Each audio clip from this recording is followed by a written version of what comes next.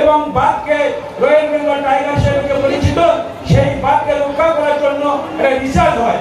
সেই রিসার্চের মাধ্যমে আমরা যারা এই এলাকার নিত্যদিনের প্রয়োজনীয় ভাবে জীবিকা নির্বাচন করার স্বার্থে আমরা জঙ্গলে যাই, মধু সংগ্রহ করতে, মাছ ধরতে, নদীতে বিভিন্ন ভাবে এবং গাছও কাটতে, সেভাবে পাশ নিয়ে যাই। অবৈধভাবে আমরা কিন্তু বাঘের শিকারী হই।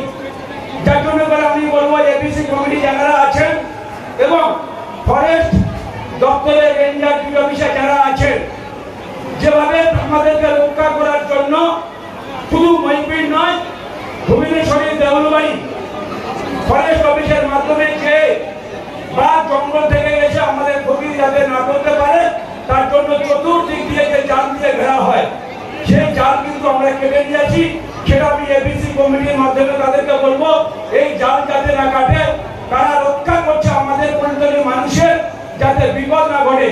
আর আমরা আমাদের লাভের জন্য, আমাদের ব্যবসার স্বার্থে আমরা সেই জাল কেটে নিয়ে সুন্দর করে বাঘ ঢোকার মতো, বাঘকে গ্রামে ঢোকার মতো সুযোগ করে দিচ্ছি। এটা এপিসি কমিটিকে আমি বলবো সতর্ক হওয়ার জন্য। সেই সাথে সাথে জেলার কর্মদক্ষ সাহেব আছেন এবং ডিএফও ম্যাডাম আছেন এবং রেঞ্জার আছেন, এডিও সাহেব আছেন। ফুলকলি প্রত্যন্ত এলাকা, সুন্দরবন এলাকার ম্যানগ্রোভ প্ল্যান্টেশনের প্রচুর জায়গা রয়েছে, যাতে ম্যানগ্রোভ রক্ষণাবেক্ষণ এবং রিজার্ভ ফরেস্টের জায়গা আছে, সেই রিজার্ভ ফরেস্টের গাছ লাগানো হয়। তার জন্য আমরা ফুলকলি পঞ্চায়েত সমিতি সর্বত্র সহযোগিতা করবো, এই আশা আকাঙ্ক্ষা রেখে সকলকে ফুলকলি পঞ্চায়েত সমিতির পক্ষ থেকে আরো একবার আন্তরিক ভাবে অভিনন্দন শুভেচ্ছা